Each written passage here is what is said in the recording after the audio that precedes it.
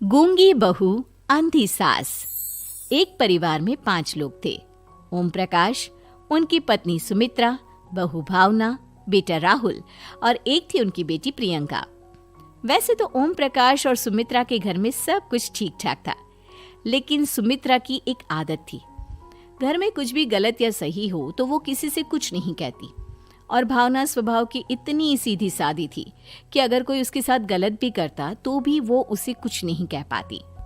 इसी के चलते प्रियंका और राहुल घर में मनमानी चलाते रहते, क्योंकि घर को संभालने वाली औरतें इस तरह से रहती थी जैसे वो गूंगी और अंधी हो। माँ, मैं अपनी सहेलियों के साथ पिकनिक पर जा रही हूँ। ठीक है बेटा, चली जाओ। और मुझे आने में रात हो जाएगी, देर से ही आऊंगी मैं। अच्छा, कोई बात नहीं बेटा। अरे भावना, तुमको एक बार में समझ में नहीं आता क्या?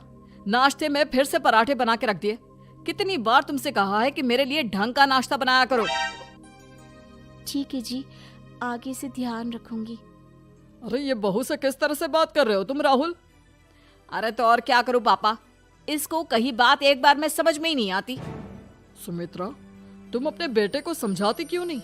बहू से बात करने का ये क्या तरीका है? अरे जिसकी जैसी मर्जी आए करो, मुझे क्या। भावना बेटा, तुम भी तो कभी कुछ कहा करो। इस तरह क्यों सबकी बातें सुनती रहती हो? कोई बात नहीं पापा जी, सब ठीक है।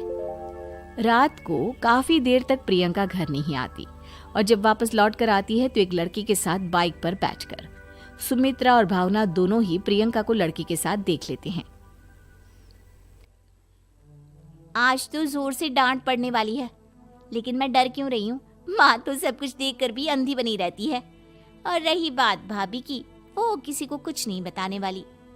कहने को भगवान ने आवाज दी है, लेकिन गूंगी है गूंगी। अरे प्रियंका बेटा, इतनी रात को कॉलेज से लौट कर आ रही हो? कहाँ गई थी तुम? पापा, वो सहेली के घर पर थी, पढ़ाई करने के लिए रुक गई थी। अच्छा, ठीक है, जाओ अपने कमरे में जाओ और सो जाओ।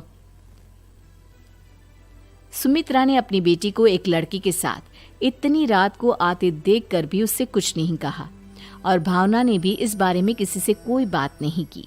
कुछ दिनों के बाद मामा जी का फोन आया था। उन्होंने प्रियंका के लिए कोई रिश्ता ढूंढा है। लड़के वाले उसे देखने आ रहे हैं। अरे मुझे नहीं करनी शादी वादी, किसी लड़की को बुलाने की कोई जरूरत नहीं है। ये तुम क्या कर रही हो प्रियंका बेटा? तुम्हारी शादी की उम्र हो चली है और तुम्हारे मामा जी ने बहुत अच्छा रिश्ता बताया है। पापा, अब जिद क्यों कर रहे हैं? और आप क्यों मेरी मर्जी के खिलाफ शादी कराना चाहते हैं? अरे माँ, इसको समझाइए ना। आपकी बेटी, आप तो बस चुपचाप सब कुछ होते हुए भी देखती रहती हैं। अरे तो क्या कहूँ, और मेरे कहने से क्या हो जाएगा? वैसे भी गलत क्या हो रहा है, सब कुछ सही तो है। भावना बहू, देखो तो प्रियंका हमारी बात नहीं समझेगी, लेकिन वो तुम्हारी हम उम्र है। क्या पता तुम्हारे कहने से उसे कुछ समझ में आ जाए। नहीं पापा जी, मेरे कहने से कुछ नहीं होगा। मैं प्रियंका को कैसे समझा सकती हूँ?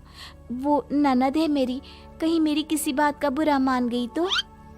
सुमित्रा और भावना में से कोई भी प्रियंका को कुछ नहीं समझाता। इस बात से राहुल और ओम प्रकाश जी दोनों ही परेशान हो जाते हैं। और फिर जब लड़का प्रियंका को देखने के लिए आता है, मुझे आपकी बेटी बहुत पसंद है, मैं उसके साथ शादी करने के लिए तैयार हूँ। देखो, मुझे तुमसे शादी नहीं करनी, और ये बात जितनी जल्दी समझ में आ जाए अच्छा रहेगा। अरे तो फिर आप लोगों ने मुझे यहाँ बुलाया ही क्यों? माफ कर दो बेटा, वो हमारी बेटी जरा गुस्से में है। हम उसे समझाने की कोशिश करते हैं। हाँ, देखिए आप नाराज मत होइए, वो तो उसने बस ऐसे ही कह दिया होगा। अरे कोई ऐसे ही कुछ कहता है क्या? और ये आपकी पत्नी और माँ, ये दोनों इस तरह चुपचाप क्यों बैठे हैं, जैसे इस घर के मेंबर ही ना हो? आपके घर में सब कुछ ठीक तो है ना? अरे सब कुछ ठीक है बेटा। सुमित्रा, समझाओ ना अपनी बेटी को। अरे क्या समझाऊं, क्या होगा समझाने से? सब ठीक ही तो हो रहा है, गलत क्या हो रहा है? भावना, प्रियंका को अंदर लेकर जाओ और उससे समझाओ कि कितना अच्छा रिश्ता है। इतना अच्छा लड़का है, इस तरह से बिहेव ना करे। नहीं जी, मैं किसी से कुछ नहीं कह सकती जी।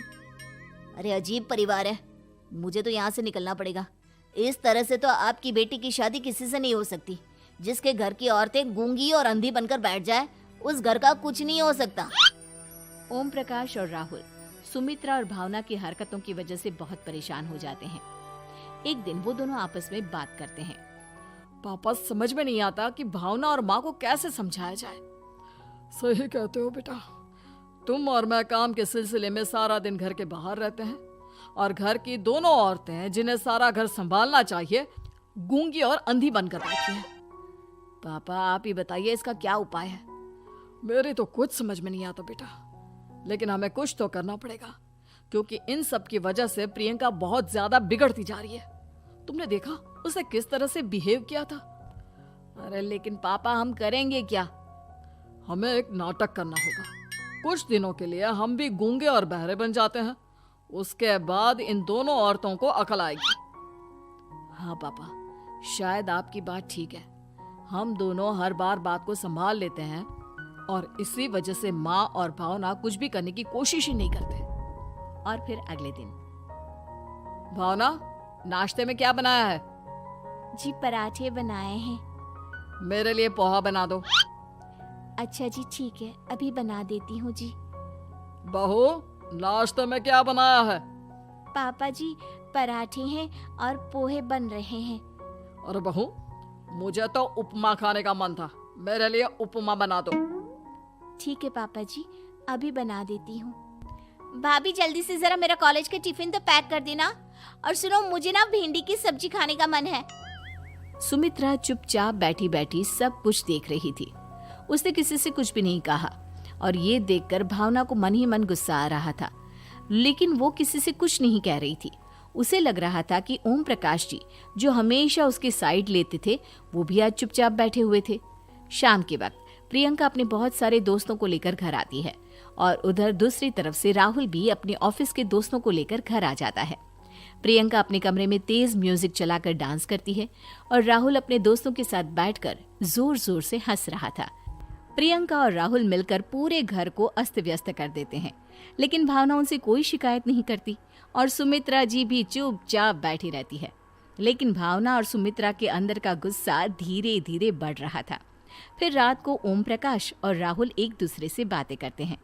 पापा, हमने इतना कुछ किया फिर भी भावना कुछ बोलती ही नहीं और माँ भी कुछ गलत करने से किसी को रोकती ही नहीं। तुम चिंता मत करो बेटा, इन दोनों के अंदर का गुस्सा भर रहा है और बहुत जल्दी बाहर आने वाला है। अगले दिन, अरे बहू, ये कपड़े धुले हैं या गंदे हैं? पापा जी कपड़े तो मैंने धोकर ही आपकी अलमारी में रखे थे। मुझे तो साफ नहीं लग रहे, एक बार और धो देना। प्रियंका, मैं सोच रहा था कि तुम्हें उस लड़के से शादी नहीं करनी है ना, मत करो। एक काम करो, वैसे भी क्या रखा है शादी वादी में, तुम्हें जो लड़का पसंद है उसके साथ जाकर कोर्ट मैरिज कर लो। इस बार ओम प्रकाश और राहुल की बात सुनकर भावना और सुमित्रा के अंदर का गुस्सा जाग उठता है। मैं किसी से कुछ कहती नहीं जी, इसका मतलब ये है कि आप लोग मुझे परेशान करते ही रहेंगे। कल 4 बार मुझसे नाश्ता बनवाया, आज पापा जी मुझसे धुले हुए कपड़ों को बार बार धुलवा रहे हैं। अरे मैं इंसान हूँ जी, कोई मशीन नहीं हूँ। तुम दोनों ने मिलकर इस घर की कैसी हालत बना दी है और अपनी बहन को भागकर शादी करने के लिए कह रहे हो। तुम भाई हो या दुश्मन? ओम प्रकाश और राहुल जोर जोर से हंसने लगते हैं। अरे इसमें हंसने की क्या बात है? हम लोग यहाँ इतने परेशान हो रहे हैं जी, तुम लोगों को ऐसी हरकत करने के बाद भी हंसी आ रही है। ये क्या कर रहे हैं जी आप दोनों? यही तो हम चाहते थे कि सुमित्रा तुम अंधी होकर ना बैठी रहो। घर में कुछ भी गलत हो तो उसे रोकने की कोशिश करो।